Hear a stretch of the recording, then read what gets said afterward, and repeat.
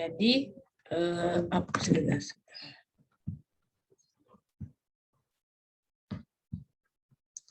Mudah-mudahan yang tadi ya, yang Wuchereria ini saya nyambung lagi. Wuchereria dan Bancrofti itu merupakan tadi ya apa namanya cacing yang menginfeksi dari pembuluh limfa gitu, sehingga menyebabkan penyakit elephantiasis gitu. Makanya ini saya mohon maaf ya, akhirnya saya rekam itu kan tadi Zoom saya tuh sering keluar sinyalnya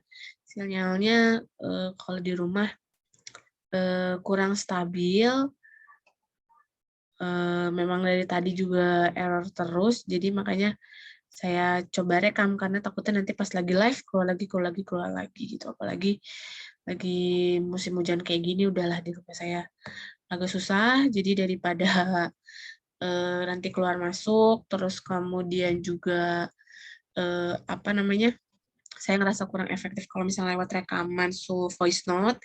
Jadi makanya saya rekam video ya langsung melalui PowerPoint gitu. Kalau misalnya kayak gini kan walaupun kepotong-potong gitu, mungkin nanti kalian akan lihat beberapa, tapi tetap menyimak satu kesatuan gitu. Kalau live ya itu permasalahannya nanti nggak kuat sinyalnya, seperti itu ya. Jadi mohon maaf kalau misalnya saya nggak live, tapi insya Allah di WhatsApp group tetap online. Jadi silakan kalau misalnya nanti dari materi-materi yang saya sampaikan itu silakan kalian mau bertanya.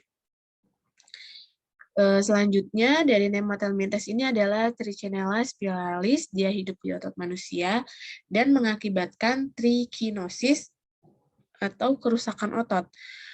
Penyebab dari trikinosis ini adalah memakan daging yang tidak dimasak dengan baik. Itu adalah film yang pertama yang sudah saya jelaskan. Silahkan kalau misalnya ada yang mau ditanyakan, bisa ditanyakan di WhatsApp group. Kemudian film yang kedua adalah Annelida. Nah, jadi selain Platyhelminthes, Nematelmintes, kemudian ada pula Annelida, di mana Annelida ini memiliki ciri-ciri yaitu anulus. Maksudnya nama Annelida itu berasal dari anulus atau cincin. Dan panjang dari Annelida ini dari mulai 1 mm sampai dengan 3 meter. Jadi panjang ya, misalnya dari yang kecil sampai yang panjang banget. Walaupun memang secara habitat dan juga ekosistem biasanya di Indonesia itu ya gaya yang ditemukan nggak yang terlalu besar-besar banget, nggak yang terlalu panjang-panjang banget. Untuk ciri secara umumnya, tubuhnya ini bersegmen-segmen atau berruas-ruas yang bersifat metameri, yaitu menyerupai cincin atau somit, dan segmentasi hingga ke struktur bagian dalam tubuh. Untuk sekat, antara segmen itu terdapat sekat yang disebut sebagai septa.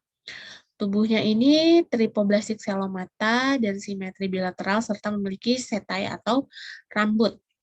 Untuk rongga tubuhnya berisi cairan, di mana terjadinya pergerakan melibatkan kontraksi otot, yaitu melingkar atau sirkuler, dan memanjang atau longitudinal. Sistem syaraf dari Annelida ini yaitu sistem syaraf tangga tali dan sistem peredaran darah tertutup, di mana memiliki pembuluh darah. Serta darahnya ini mengandung hemoglobin atau sel darah merah. Sistem pencernaan dari Annelida ini masuk ke dalam sistem pencernaan lengkap dari mulai mulut, faring, esofagus, kerongkongan, dan juga usus serta anus. Untuk ganglion otak atau syaraf bagian otaknya itu terletak di depan faring atau anterior. Secara umum, sistem ekskresi dari Annelida ini melibatkan yang disebut sebagai yang pertama nefridia, yaitu organ ekskresi yang terdiri dari saluran, kemudian nefrostom, yaitu corong bersilia dalam tubuh, kemudian nefrotor, yaitu pori permukaan tubuh tempat keluarnya kotoran. Untuk reproduksi dari film Annelida ini, reproduksi secara aseksual, di mana dia sistemnya fragmentasi dan secara seksual, yaitu hermaprodit dan gonokoris. Jadi dalam satu tubuh terdapat dalam satu tubuh terdapat dua alat kelamin. Nah, yang tadi baru ke save. Kemudian cara hidup dari si Annelida ini dia bebas dan juga parasit, yaitu ektoparasit, artinya di luar tubuh si inang. Untuk habitatnya secara umum ini berada di tempat lembab, air tawar, ataupun di air laut serta tanah. Ini adalah struktur tubuh secara umum dari Annelida. Ya, dari mulai anterior sampai dengan posterior. Ada otak, ada ganglion syaraf, ada jantung, ada testis dan kantong sperma, saluran sperma, kemudian terdapat ovarium ya. Jadi memang alat reproduksinya berada dalam satu tubuh, kemudian ada dinding-dinding dari segmen dan juga selom, kemudian ada organ sekresi, dan ada seta. Ini secara spesifik ada mulut, faring, ruang selomik, esofagus, serta usus. Kita akan masuk ke dalam klasifikasi dari si Annelida ini. Jadi Annelida ini memiliki tiga kelas, yaitu berdasarkan jumlah rambut atau seta tadi, yang dibagi menjadi yang pertama adalah Polychaeta, kemudian yang kedua ada Oligochaeta, kemudian yang ketiga adalah Hirudine. Untuk Polychaeta sendiri ini berasal dari namanya, yaitu poly itu banyak, kemudian chaeta itu adalah rambut kaku, di mana Annelida yang berambut banyak serta kaku. Kemudian ciri-ciri lainnya dia dioecious, fertilisasi eksternal, serta larvanya disebut sebagai Trachophora. Untuk habitat dari Polychaeta ini, dia hidup di laut dan terdiri dari ratusan somit, serta tubuhnya tertutup lapisan kutikula dan warnanya bermacam-macam. Ada bagian-bagian tubuh dari Polychaeta ini, yang pertama adalah prostomium. Prostomium ini adalah daerah kepala, terdapat bintik mata, antena, dan sepasang sensor palpus. Kemudian peristomium, di mana segmen tubuh pertama terdapat mulut, seta, rahang berkitin, dan 4 pasang tentakel, di mana 4 pasang tentakel ini terdiri dari organ sensoris, sentuhan, rasa, serta untuk menghindari predator. Fungsi dari tentakel pada Polychaeta ya. Kemudian ada parapodia. Parapodia ini terdiri dari alat gerak, struktur seperti dayung, sepasang tiap segmen, mengandung pembuluh darah halus, dan dapat berfungsi sebagai insang. Nah, yaitu dia bernafas. Jadi berfungsi untuk pernafasannya itu seperti insang untuk alat pernafasan. Kemudian yang keempat adalah istilah seta, di mana ini adalah rambut kaku dari zat kitin yang terdapat pada setiap parapodium. Ini adalah bagian-bagian tubuhnya dari si Polychaeta tadi ya, secara spesifik. Ada beberapa contoh dari Polychaeta, diantaranya adalah cacing kipas, yaitu Sabella starte indica, kemudian Eunis viridis atau cacing wawo, kemudian cacing palolo atau Lisidia oele, kemudian Neantes vires, Nereis virens, dan Marpisa sanguinea. Bentar.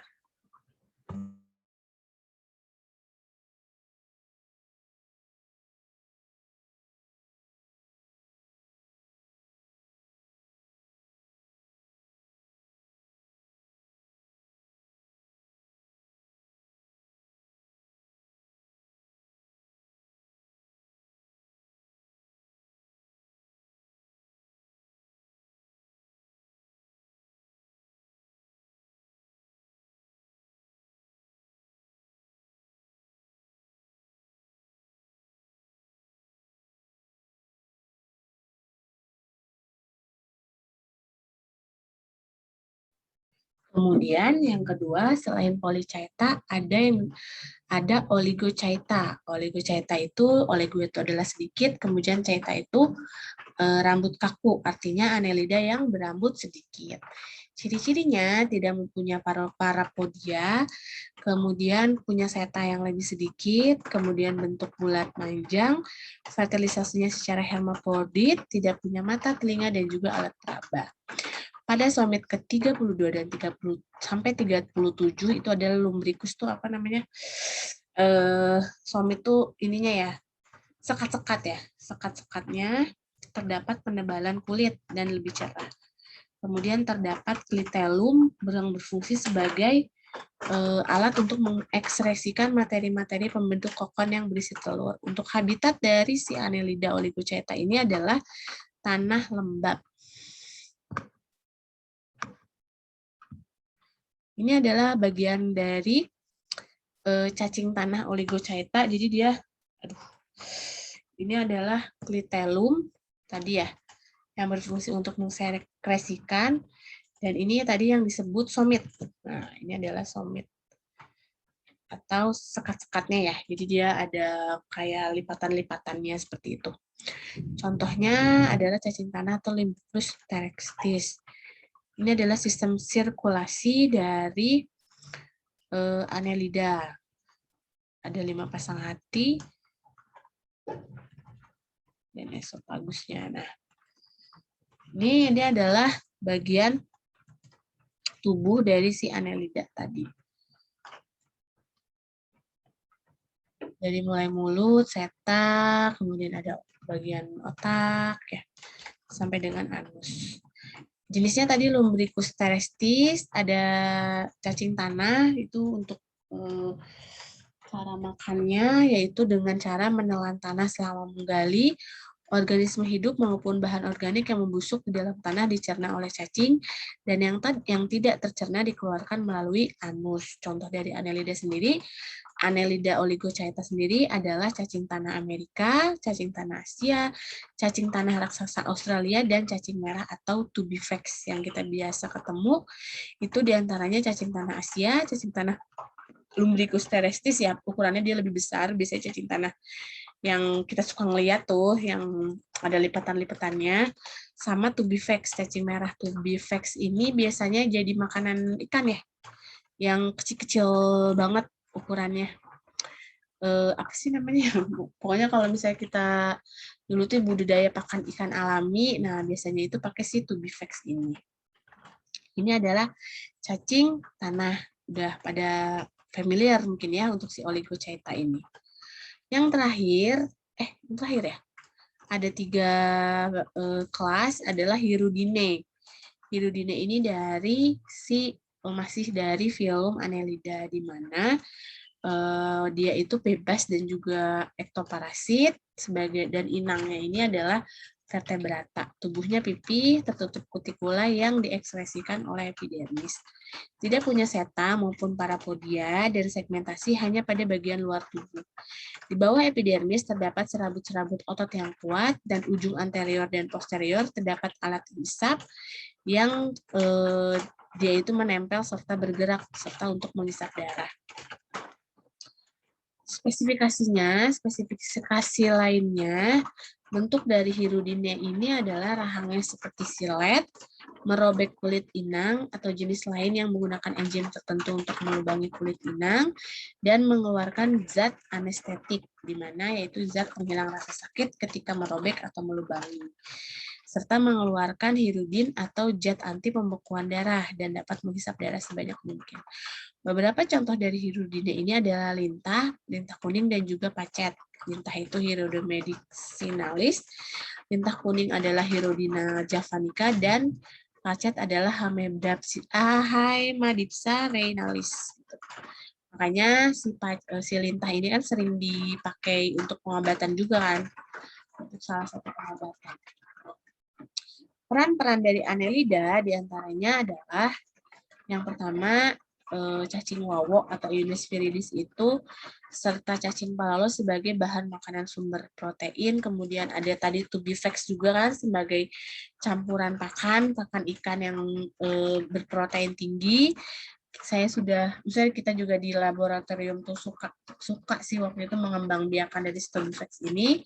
Kemudian Hirudina medicinalis yaitu lintah menghasilkan zat anti pembekuan darah untuk pengobatan, dan Lumbricus terrestis itu cacing tanah menyuburkan tanah, bahan kosmetik, dan juga obat.